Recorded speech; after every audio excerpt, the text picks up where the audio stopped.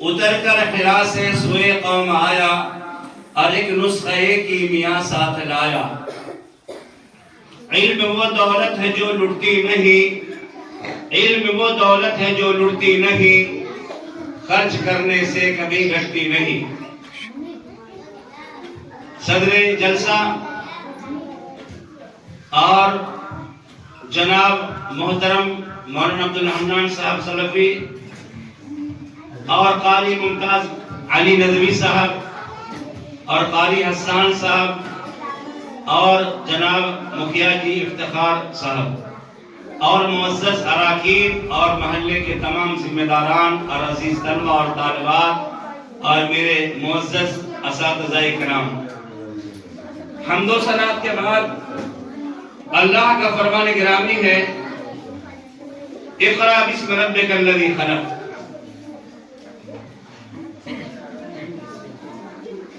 پڑھیے اپنے رب کے نام سے۔ اللہ رب العالمین نے یہ بڑا کرم کیا کہ اللہ تعالیٰ نے ہم کو مسلم گھرانے میں پیدا کیا اور قرآن و سنت کا شہدائی بنایا، اور اللہ تعالیٰ نے ہمیں علم کے ساتھ عمل کی توفیق نصیب فرمایا۔ بے شمار درود و سلام کا نزول ہو امام الانبیاء، آمنہ کے نور نظر، عبداللہ کے نقد جگر، عبد المطلب کے پوتے، ابو طالب کے چہیتے، کائنات کے لیے اور آخرت کے لیے اللہ کے بعد سب سے بڑے مہربان جناب محمد رسول اللہ صلی اللہ علیہ وسلم پر، کہ جن کی کوششوں سے اور جن کی انتھک محنتوں سے یہ دین اسلام ہم تک پہنچا ہے۔ اس دین کے لیے نبی کریم جناب محمد رسول اللہ صلی اللہ علیہ وسلم نے رات کو نہ رات سمجھا، دن کو نہ دن سمجھا، اور گرمی کو نہ گرمی سمجھا، سردی کو نہ سردی سمجھا، یہاں تک کہ اپنے خون کو پانی کے طریقے سے بہایا اللہ کے دین کی دعوت و تبلیغ کے لیے۔ ایسے پیارے نبی پر بے شمار درود و سلام کا نزول ہو۔ اللہم صلی علی محمد وعلی آل محمد کما صلیت علی ابراہیم وعلی آل ابراہیم انک حمید مجید۔ اللہم بارک علی محمد وعلی آل محمد کما بارکت علی ابراہیم وعلی آل ابراہیم انک حمید مجید۔ اور اللہ کے جملہ انبیاء کرام علیہ السلام پر بھی رحمت و سلام کا نزول ہو صلی اللہ علیہ مجمعین۔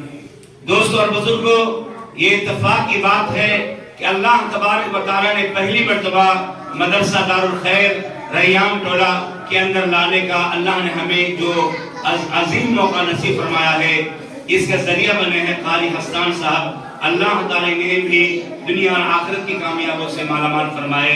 جو اچانک ملاقات ہوئی انہوں نے دعوت دیا، اور میں نے آپ کی دعوت پر لبیک کہہ کر کے مجھے بڑی خوشی ہو رہی ہے کہ میں اپنے علاقے میں، اپنے گھر میں، اپنے گاؤں میں آ کر کے آپ حضرات کے سامنے کچھ اللہ اس کے رسول کی بات کو پیش کرنے کا جو موقع دیا، میں اللہ کا شکریہ ادا کرتا ہوں، اور آپ تمام احباب کا بھی شکریہ ادا کرتا ہوں۔ اللہ کا فرمان ہے اقرأ بسم ربک الذی خلق۔ اے نبی پڑھیے رب کے نام سے جس نے پیدا کیا، خلق الانسان من علق، جس نے انسان کو خون کے جمے ہوئے لوتھڑے سے پیدا کیا۔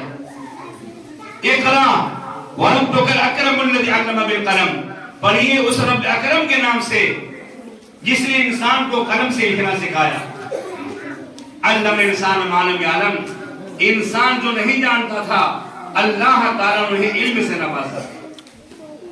میرے بھائیوں، میرے بزرگوں، یاد رکھ لیجئے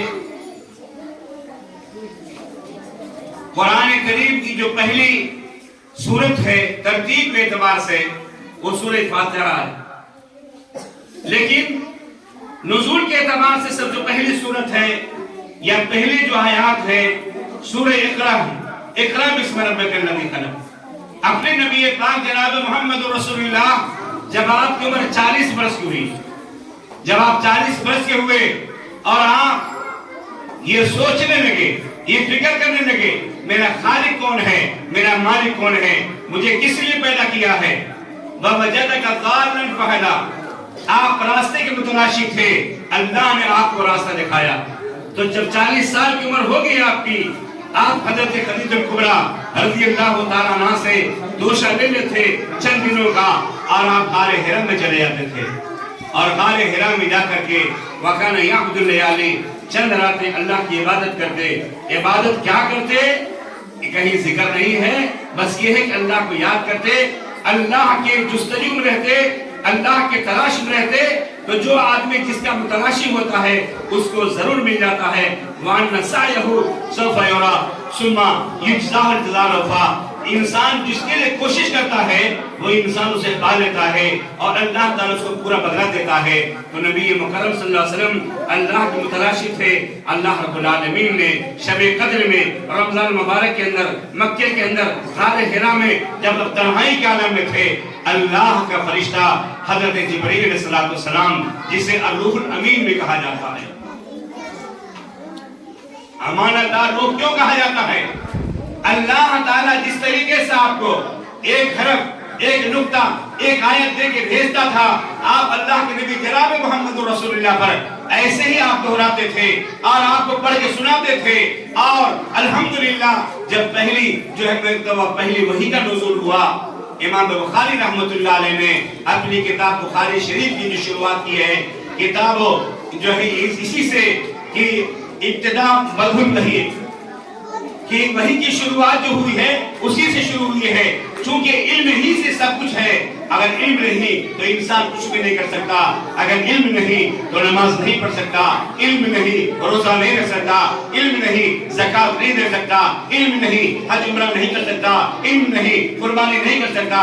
علم نہیں ولیمہ نہیں کر سکتا. علم نہیں نکاح نہیں کر سکتا. علم نہیں تو کوئی کام نہیں ہوگا، نہ دنیا کو کوئی کام ہوگا نہ آخرت کی کوئی کام. لہذا اللہ تعالیٰ نے سب سے پہلے علم کے بارے میں آیات نازل فرمائے. نماز کا حکم پہلے نہیں دیا، روزے کا حکم پہلے نہیں دیا، زکات کا حکم نہیں دیا، حج عمرے کا حکم نہیں دیا، اور کوئی چیز کے بارے میں نہیں بتایا.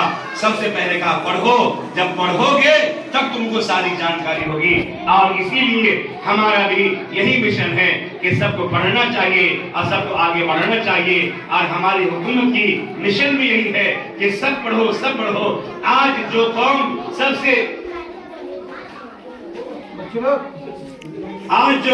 سب سے علم آگے ہونا چاہیے، آج وہ قوم سب سے علم پہ پیچھے ہے. علم میں سب سے پیچھے مسلمان قوم ہے. حالانکہ مسلمان قوم کے پاس پیسے کی کمی نہیں ہے، اس کے پاس افراد کی کمی نہیں ہے، ادارے کی کمی نہیں ہے، ملک کی کمی نہیں ہے، راستے کی کمی نہیں ہے. جغرافیائی اعتبار سے ہو، سمندری اعتبار سے ہو یا آسمانی فضائی اعتبار سے ہو، ساری سہولتیں مسلمانوں کے پاس ہے. اس کے باوجود بھی مسلمان کیوں پیچھے؟ بولیے، علم کے اعتبار سے پیچھے. ہم دوسروں کا سامان استعمال کرتے ہیں. یہ مائک بھی غیروں نے بنایا ہے، یہ اے سی بھی غیروں نے بنایا ہے، یہ گھڑی بھی غیروں نے بنایا ہے. اگرچہ شروعات ہمارے باپ دادا نے کیا، ہمارے آبا اجداد نے کیا، اس بات کا ہم کو احساس ہے. انہوں نے ایجاد کیا اور ایجاد جب مسلمان کیے، حکمہ اور فلسفہ اور فلکیات والے الحمدللہ جو خوارزمی وغیرہ ہیں، جو زمخشری وغیرہ ہیں، یہ فلکیات والے جتنے بھی تھے انہوں نے سب کچھ کو ایجاد کیا. لقمان حکیم تھے جو میڈیکل کو ایجاد کیا، اور اللہ کے رسول جناب محمد رسول اللہ تو سب کے انبیاء کے امام ہیں، انہوں نے سب کچھ علم و ہنر دیا. لیکن کہنا یہ ہے کہ موجودہ زمانے میں جو آج کوششیں ہو رہی ہے وہ کس کی؟ غیروں کی کوشش ہے. ہم کیا کرتے ہیں؟ ہم بس کھاتے ہیں پیتے زندگی گزارتے ہیں. علم میں ہم نہ آگے ہیں نہ آگے بڑھنا چاہتے ہیں. اگر کوئی مدرسہ کھولنا چاہتا ہے تو لوگ اسے کھولنے نہیں دیتے، چلانا چاہتا ہے اسے چلانے نہیں دیتے. اگر کوئی اسکول بنانا چاہتا ہے اس میں ساتھ نہیں دیتے.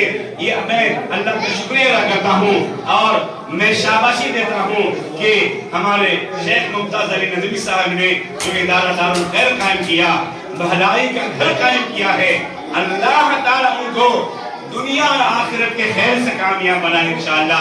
آج الحمدللہ علم کی بدولت، ایمان کی بدولت اور انشاءاللہ عمل کی بدولت اور تعارف کی بدولت آپ کے پاس، حالانکہ ہمارا علاقہ گھوارہ اور اجرا اور دیان کوئی دور نہیں ہے، یہ سب ایک ہی ہے، ایک جسم کا ایک ٹکڑا ہے. لیکن اس کے باوجود بھی نہ آپ مجھے جانتے ہیں نہ میں آپ کو جانتا ہوں. یہ افسوس کی بات ہے میرے بھائیوں میرے بزرگوں. تو بہرحال اللہ تعالیٰ نے پہلے کیا فرمائے؟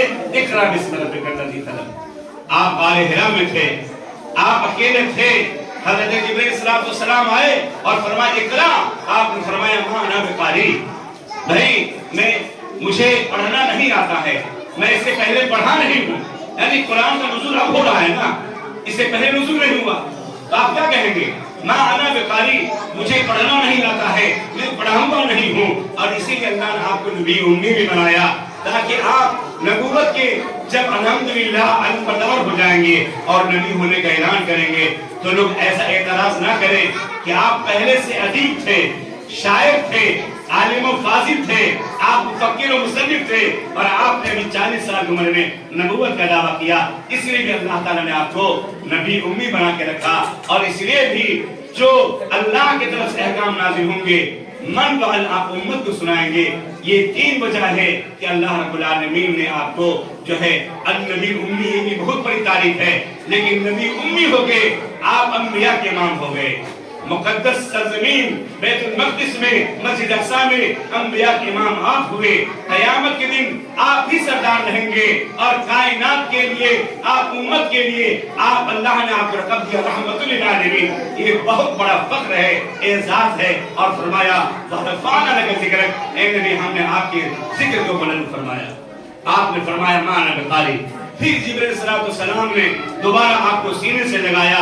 جس طریقے سے ہم معانقہ کرتے ہیں اور اپنے دوست سے ملتے ہیں، اور لیکن زور سے دبایا تاکہ امانت آپ کے سینے میں اتر جائے، ریکارڈ ہو جائے.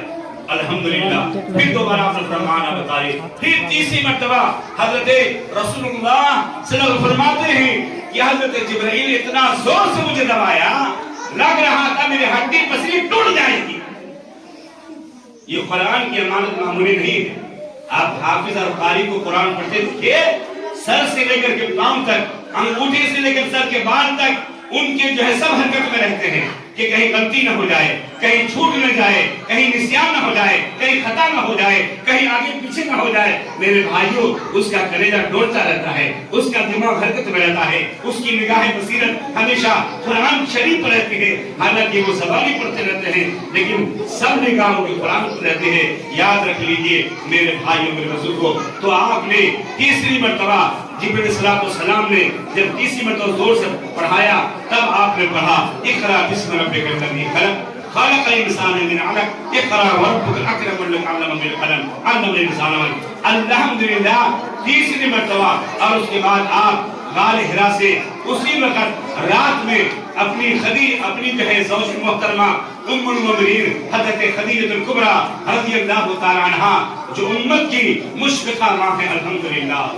میرے بھائیوں، ایک ایک واقعہ پیش کروں گا تو وقت بہت زیادہ درکار ہے، اس لیے میں کاٹ چھانٹ کے چلتا ہوں. میرے بھائیوں، خدیجہ رضی اللہ تعالیٰ عنہا وہ ہے کہ جنہوں نے آپ سے نکاح کیا جب آپ کی عمر 40 برس تھی اور آپ کی عمر کتنی تھی؟ 25 برس تھی. اور آپ شروع ہی سے الصادق الامین تھے. کیا تھے؟ الصادق الامین، رحمت للعالمین، شفیع المسلمین. آپ کے القاب خاتم النبیین. یہ تمام القاب ہیں. بچپن ہی سے آپ الحمدللہ نہ کبھی میلے میں گئے، نہ کبھی گانا سنے، نہ کسی بتوں کے میلے میں گئے، کہیں نہیں، نہ شریک کرنے میں گئے، نہ ناچ گانے میں، کسی میں نہیں.